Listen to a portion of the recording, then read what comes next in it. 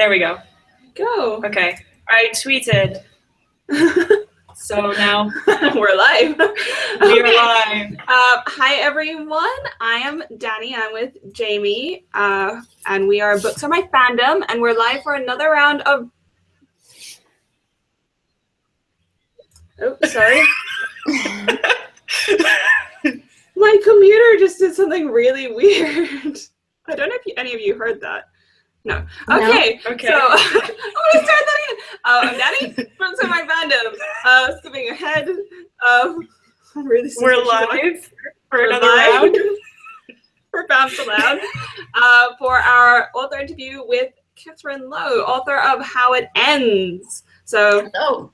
Dani. Jamie. I have the book here. And Catherine.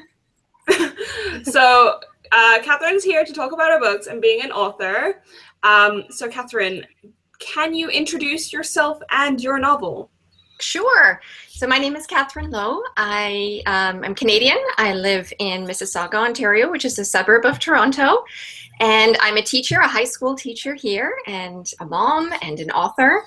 And my first book is called How It Ends, and it is the story of two girls, and it tracks them through their 10th grade year.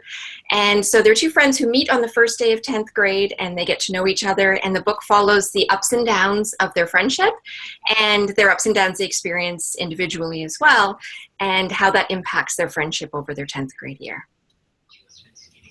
Okay, so just as an FYI, Dani and I are going to be reviewing How It Ends on BAMF on October 27th. Today is the 22nd. But so you'll be able to view this video again and see our review.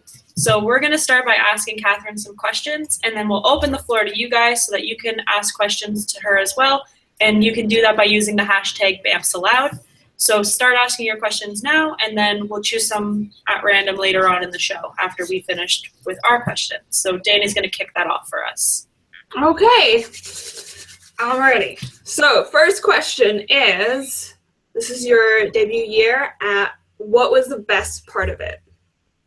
I would say definitely the best part is the people that I've met. The whole bookish community. I had the very good fortune to be part of two different debut groups, so the Sweet 16s and 16 to Read, and I got to know a lot of other authors during that time. We sort of shared experiences, bounced ideas off of each other, shared process, those kinds of things, so that was wonderful. The people in the industry that I've met, my agent, my editor, the people at Raincoast Books here in Ontario, or here in Canada, they've been so supportive of me. The people at my local bookstore have been supportive. Bloggers like yourselves have been so supportive. So just getting to meet so many people who are so passionate about books like I am has been very exciting. Yes, our community is amazing.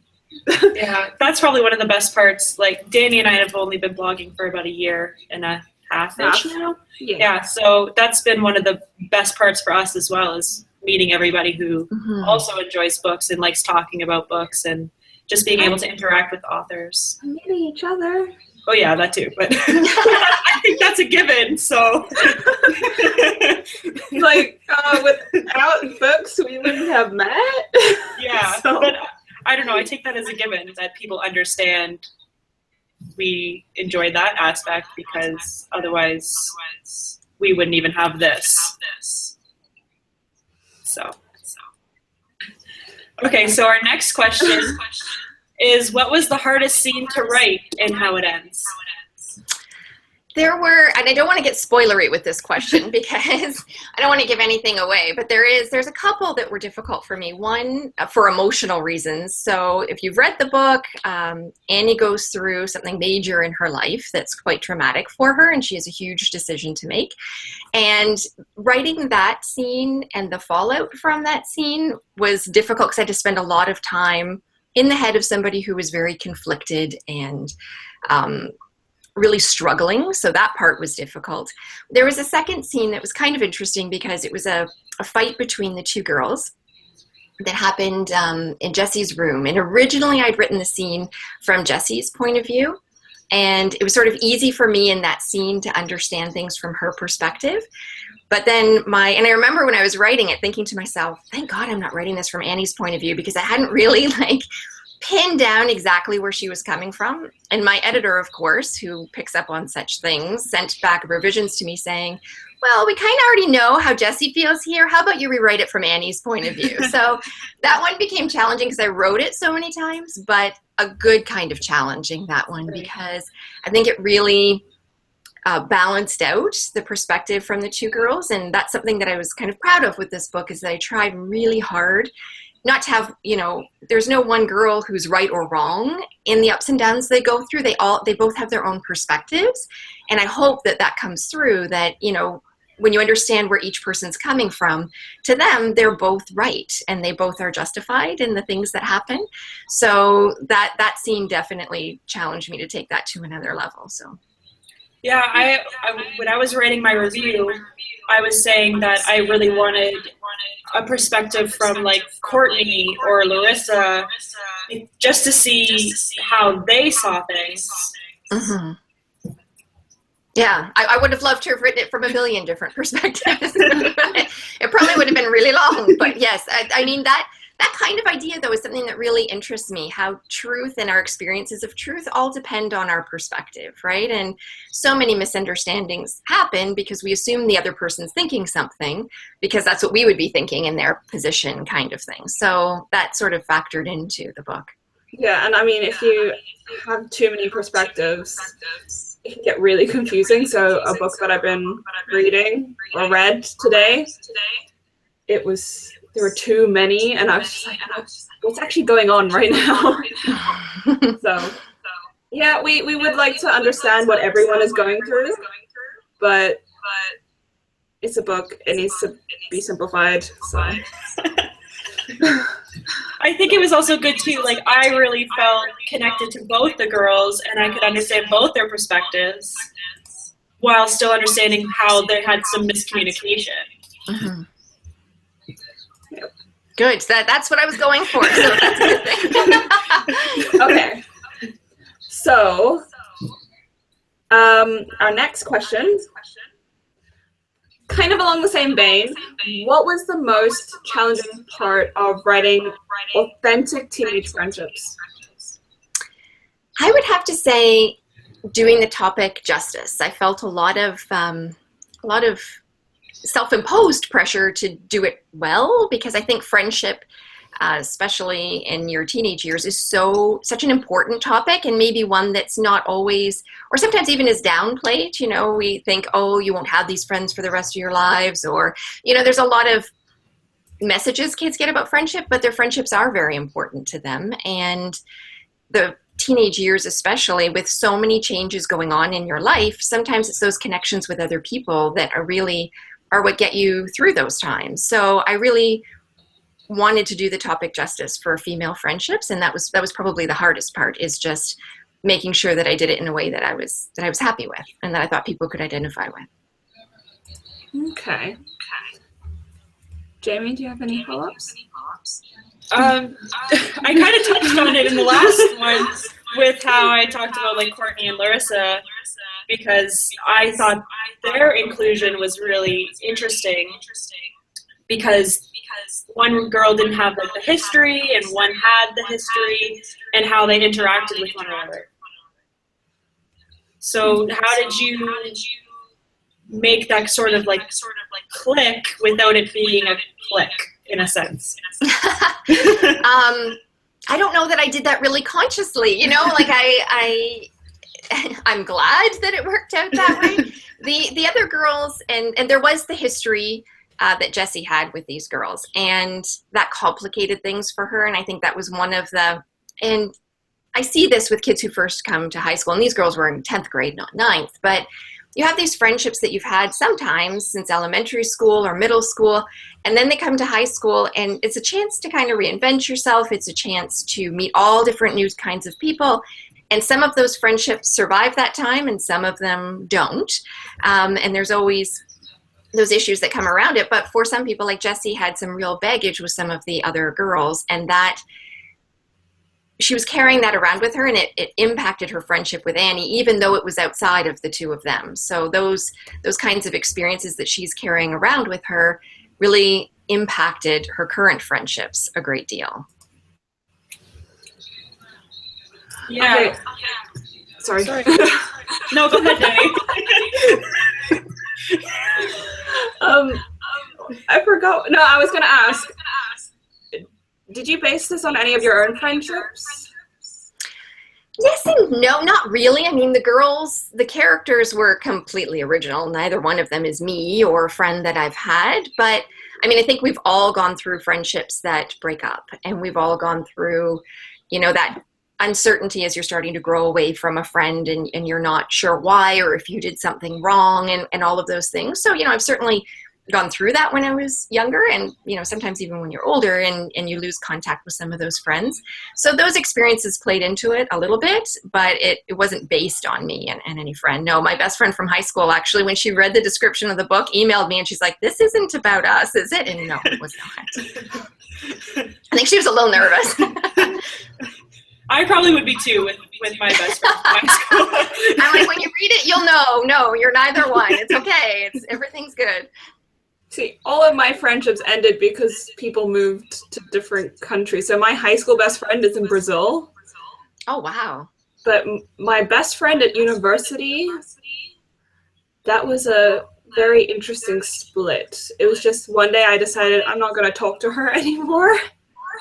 But she didn't seem that bothered, so I was like, okay. Just end of university, we were just like, we're actually not that compatible at the end of this. We were really close at the beginning, but over the 3 years, we just seemed to like go, woo. Well, and it's true when you're going through a lot of changes in your life, right? Some people you grow more towards, and some people you grow away from. So it can be like a gradual thing, like you guys, or it can be a more painful split, I guess. And for Jessie and Annie, it was a painful process, but yeah. No, I don't think it was painful at all. Not traumatic in the slightest. Darn, that didn't come through. At the end, I was like, oh my gosh, I need to talk to Dani right now. So the setting of the book is like small southern Ontario. So I was wondering why you chose to set your book in that sort of location. And this is another one of those where I'm not sure that I consciously did eventually. And I think everybody's process is different. But when I'm writing that sort of first draft through, I'm worried about characters and story and all those things. And then I go back and kind of fill things in later. And the setting is one of those things that I guess all along I was writing from that setting, probably because I grew up in a small town and then I moved to the suburbs, and that was sort of my experience. And so it just sort of naturally fell into that type of setting. But it wasn't until later when I went back and I was like, okay, where is, and I was formalizing, I guess, where it took place, that's when I realized that's kind of where I'd set it all along. But it wasn't something that I had decided from the beginning. I'm gonna write a story in Ontario. It just kind of happened that way. I really liked I think it was in Jessie's perspective, where she's like, I live in this small town, and like she was talking about all the different like bad things about living in the suburbs or something, and I was like, oh yeah, I experienced this. It's true, yeah. And I think, and that was one of those things that came in later when I was sort of filling that out. And I thought, how does she feel about where she lives? And that came out then. And I think those of us who have lived in a small town can all relate to those things. So yeah, I'm in a bigger town now for university, and people are like, oh, I lived in this town, or I lived in Toronto, and I'm like, oh, I'm from such a small town, and I have to like explain where I'm from, like in relation to another city. Like I have to say, oh, it's near Niagara Falls, instead of saying what my town is. So I was like, oh yes, I really get this. Oh, that's good. Did my microphone just mute, or can you hear me? Yeah, we can hear you. We can hear you. Okay, good. It told me it was muted, and I wasn't sure if it was telling me the truth or not. So you both have lived in small towns. So Catherine, you live in a small town now? No, I live in Mississauga now. It's a bigger city now. I was born in Wallaceburg, Ontario. I was born in Wallaceburg, Ontario, which is very small, and I have to explain that one in relation to other cities all the time. So that's where I lived until I was probably it was grade 5 or 6, and then I moved to Burlington, and then I've ended up in Mississauga. So I've always been in Southern Ontario, but basically in the greater GTA. That's right. That's right. I need a map. I don't know Canada. That's okay. Vancouver and Toronto. Well, I'm between the two, but much closer to Toronto. Yeah, like much closer to Toronto. much closer. Okay, so next question. This is my favorite question to ask authors. I almost tripped over my words there. And that was, what was your I am an author moment? Like that's like, whoa, this is real now. It was, and I remember exactly the moment. And it was at my local bookstore. So I was stopping in there the Sunday before the book was supposed to come out. It was coming out on a Tuesday, and I went in on Sunday just to pick up a book for one of my kids. And when I went in, I was completely not expecting my book to be on the shelf yet. And as soon as I walked in, they saw me and they said, head back to the teen section and go take a look. And I thought, because that following Saturday was my launch event and the book signing and everything, so I thought maybe they had some signage or something up. So I went back to the teen section, and they had a big display done up, and my book was on there. And it was such a surprise. I wasn't even on my mind that it would be on the shelf yet, so I just kind of stood there in the teen section, and I froze in spot, and I'm just looking at it. And I mean, since I was little, my dream was to walk into a bookstore and see a book with my name on it on the shelf. So I think I cried a little bit in the bookstore, and I just kind of stood there frozen for a while. People must have thought I was crazy, but I was just kind of looking at it thinking, wow, this is all really happening. So it was very exciting. Oh. And a friend of mine, she wants to know how you celebrated. Like, did you have a big party? How I celebrated?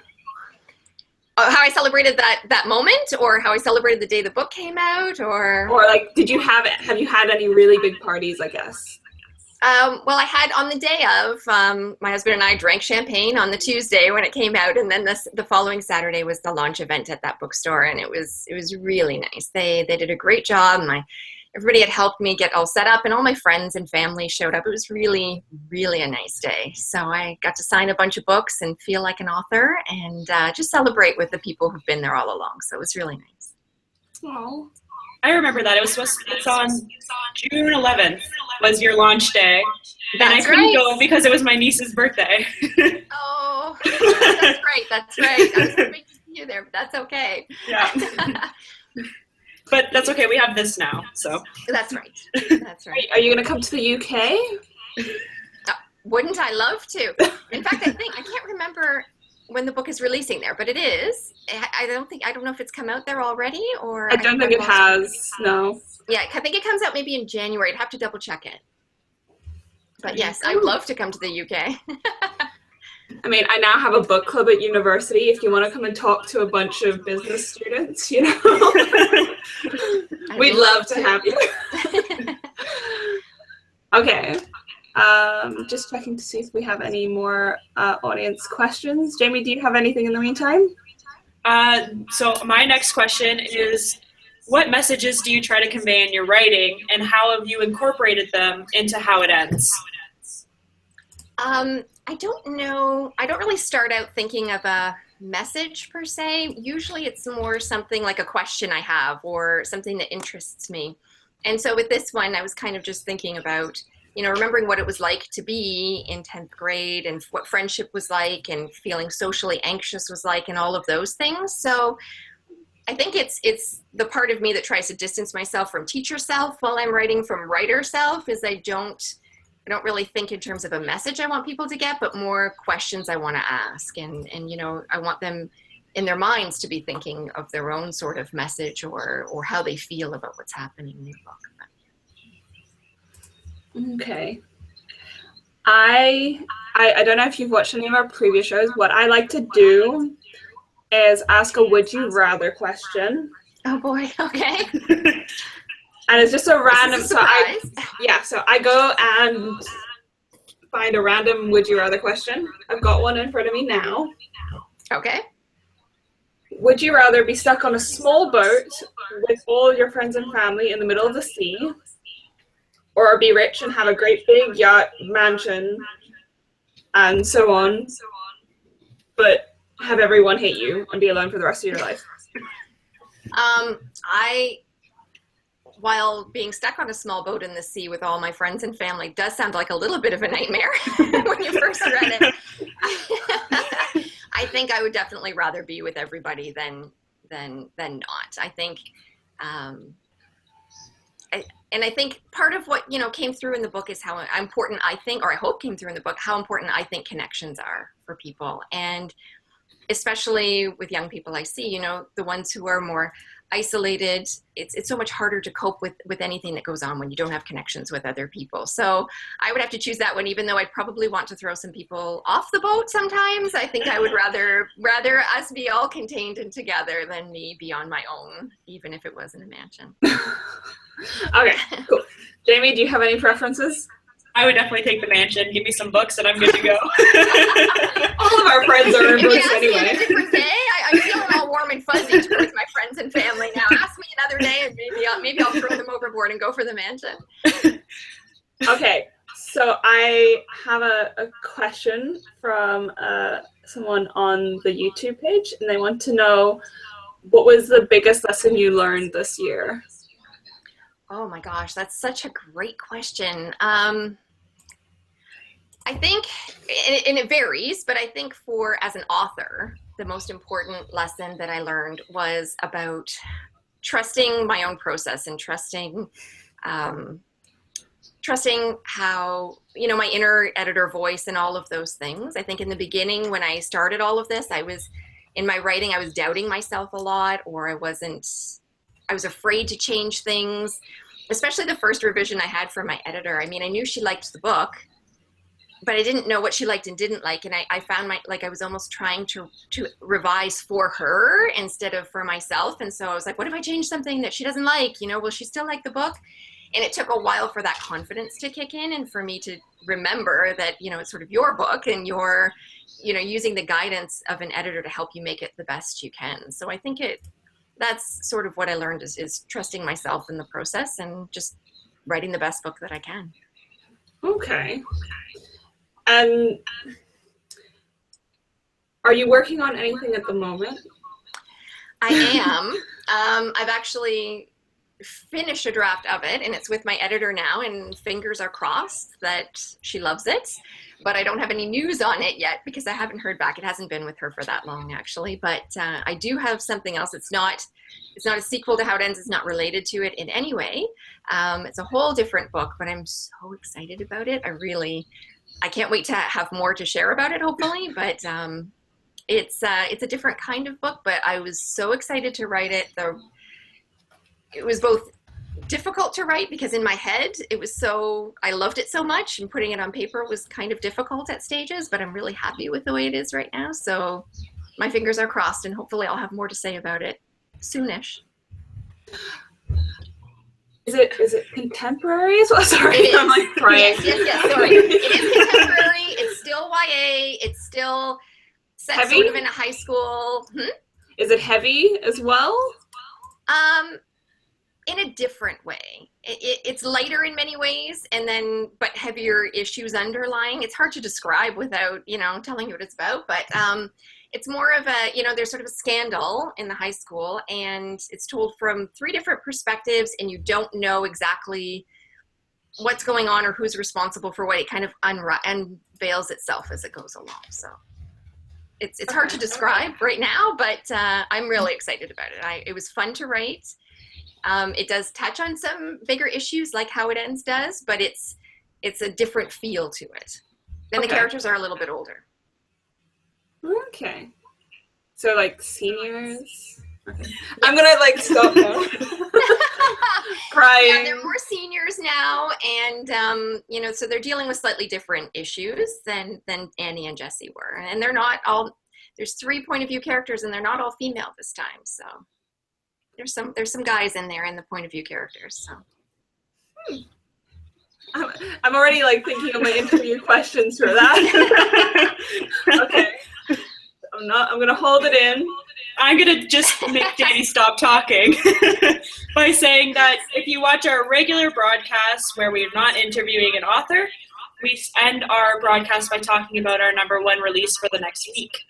But because we have Catherine with us today, we asked her what her favorite 2016 read and release was. So she's going to tell you about that. And as a fun fact, the author actually blurbed her book. So, you know. And that's not why I chose his book, by the way, but I do love him. I think he's fantastic. So I have it with me here. And by the way, it's really hard to say what my favorite one was. I love so many books that came out this year. In fact, I have bought so many books this year. I wish I could show you. I'm in my son's room now because I had the best light. But I have stacks of books, including a stack of books I still haven't read yet. So this has been a big year for reading. And there's so many incredible books that came out. But I read The Serpent King by Jeff Sentner in ARC form first before it came out. Last year I read it. And it was a book that full on made me ugly cry. Like, you know, there are some books that just, and I was reading it. I remember it was last summer and I was reading it and I finished it. And I thought all along I'm reading and I'm like, I'm still okay. And then something happens and then I was not okay. And I was like red nose, tears down my cheeks. And right then my doorbell rang. And it was my neighbor asking me if I would water their plants when they were away. So I opened the door and she must have thought, like, I don't know what she thought, but I had like the ugly cry face on and everything. Like, it's okay, I just read a book. It was very embarrassing, but this book did that to me. So if you like books that you can get really emotionally involved in and that might kind of surprise you with how attached you get to characters, this is a good one for that. So The Serpent King by Jeff Sentner. I also ugly cried while reading it. And so that was... Yeah, no, I think everybody that read it, I had an arc that went around to different people, and everybody that read it definitely had, like, I ugly cried at this part written in there. So. And I was so okay, and I really thought I'd made it past the point where I was going to cry, and I'm like, I'm good, I'm dealing with this. But no, he got me. He did get me, so. Yeah. I'm missing out on this. I'll have to send you a copy. Yeah, I'll buy you one from TBD. But you want to make me cry? Yes, I do actually. It's the best kind. It's very cathartic. It's a good cry. It is a good, like, as much as you're ugly crying, it was a good ugly cry. This is the second time today that someone has tried to get me to read a book that destroyed them. Like, I was at this event and I was told I have to read Paper Butterflies by Lisa Heathfield, and apparently that also, like, you just fall to pieces reading that, and that was coming from several people at the event. And people apparently like to cry. Well, I didn't set out reading the book thinking I would cry. I read it because I was intrigued by the premise of it, but and my goal was not to cry, but that's why, you know, I read a lot of books, so I don't always get that into or that emotionally involved in it. So it took me by surprise how emotionally involved I was. And I don't think I knew right until I lost it that I was that into it. So. Okay. One of you give me the 10 words or less description of this book. And anyone watching. Of Serpent King? Oh my goodness. Oh gosh. Or a sentence. It is set in a small town. It's 3 friends, and they're sort of on the cusp of what comes next in life. And they're very unique individuals, and you go on this journey with them and them coming to terms with where they've come from and where they're going to. Do you have something more specific than that? I don't think so. I want to be like, just read this, Dani. Why do I have to explain to you why? I can't. Okay. Also, now I feel bad for all the authors that were like, describe your book in 10 words or less, because, man, I was like, oh, that was really hard. Oh my gosh, I found that so hard. It is true. It is a very challenging thing to do. And so many people will say, what is your book about? And you're like, friends. Like, it's hard to do when you're on the spot. friends, and they end. And this is how it ends. That's right. Okay, so I think we can round this up now. Unless, Jamie, you've got anything else? No, I don't know. Okay, so Thank you so much for having me. thank you so much for joining us. I think our review is coming up on Tuesday? Thursday. Thursday? One of those days. And then our next broadcast is not next week because I will be dressing up for a Halloween party. Priorities. It'll be November 5th. So remember the 5th of November. And it'll be same time. This time we're going to do our top 5 countdown of books being released. And Jamie, I think you're also going to be somewhere in the next week. I am. On Thursday, you can meet me, which is obviously more important than meeting the author that I'm going to represent, at Schuler Books in Lansing, Michigan at 7 p.m. because Brent Weeks has released his newest novel, and he'll be on tour for that. And I'm one of the Blackguard captains, so I'll be able to take your picture. Yeah. So if you are in the Michigan-ish area, you can come to Schuler Books on October 27th at 7 p.m. to see Brent Weeks. And me, which is obviously more important. Oh, and I'm also going to be at least 2 events this week. So on Tuesday, I'm seeing Lee Bardugo and Rainbow Rowell. Lucky you. At Waterstones Piccadilly. No, well, it's with Waterstones Piccadilly, but they've had to put it in a bigger venue because there are a lot of people that want to see them. And then on Thursday, I will be live tweeting from an event for Our Chemical Hearts. Okay, I forgot the author name. Sutherland is the last name, I believe, right? Crystal? Yeah. Crystal Sutherland? That's it. Yes, that's it. I'm really bad with names. So That one's sitting on my to be read pile. I have it there, so. yeah, so I am going to the launch party for that. So I'll see some people there, or you can just follow me on Twitter and I'll be live tweeting the event. Okay. Yeah, that's us for the next week. We'll see you on the 5th of November.